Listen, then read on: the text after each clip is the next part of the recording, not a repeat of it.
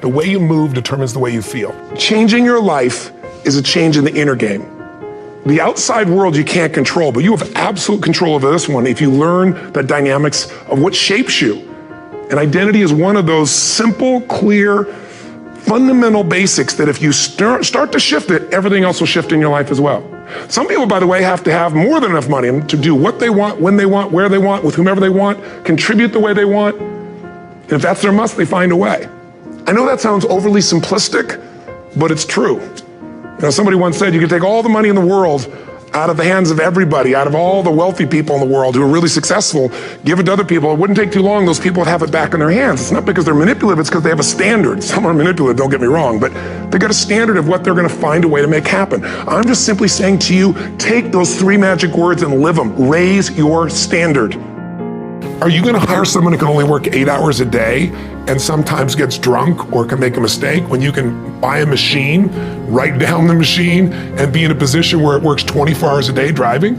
But no one is telling these drivers this, and they have to retool now. So technology is the biggest challenge. Labor is less valuable because of efficiencies with technology, and it's gonna get better and better for technology, which is scary when you think about what's gonna happen for jobs. So I say to people, you gotta participate in your own rescue. You've got to retool yourself. The idea that Bernie Sanders has of providing free education sounds wonderful, but the education he wants to do is community college. There are no skill sets in community colleges today, for the most part, that are gonna prepare you for the economy or a job that's there. So what is that gonna do? You're just gonna waste more money, more time. We need to retool ourselves. The government's not gonna do it for you.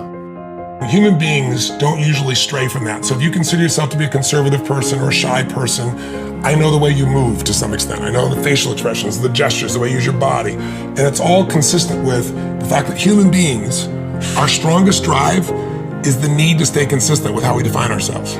When you're grateful, you can't be worried. You can't be fearful. When you're grateful, you can't be angry. And anger and fear are what screw people up most in their relationships, in their life, in their business. So I wire myself. I was saying to you that most people want to be happy, but their habit is to be worried or pissed off or frustrated or stressed. And so they've got a highway to stress and they got a dirt road to happiness. So I wire myself. I've got a highway to gratitude, which changes all your emotions. And then I do a 3-minute process of kind of a prayer for my family and friends. And then I do a 3-minute process of the top 3 things I want to accomplish. I see it as done and I feel it. I'm done in 10 minutes. So sometimes I go 20, but my deal is 10, so there's no excuse not to do it. From my perspective, when people ask me all the time, I lack discipline, how can I get discipline in my life? And no one wants to hear this answer. No one wants to hear it. Just do it.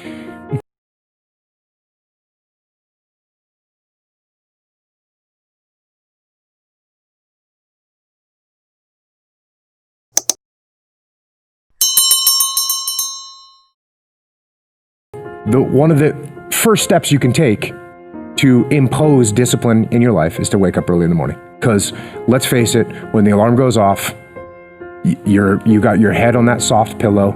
It's all nice and cozy and warm in there. You do not feel like getting up. And so he doesn't even have a snooze alarm. He doesn't ever hit the snooze alarm. Yep. And you should not. You should not. That snooze alarm is... That's insane. I call that snooze alarm the dream killer. Like when you press that snooze button, you're killing your dreams. So don't touch the snooze button. Now where I get now, some would say that might be a little extreme.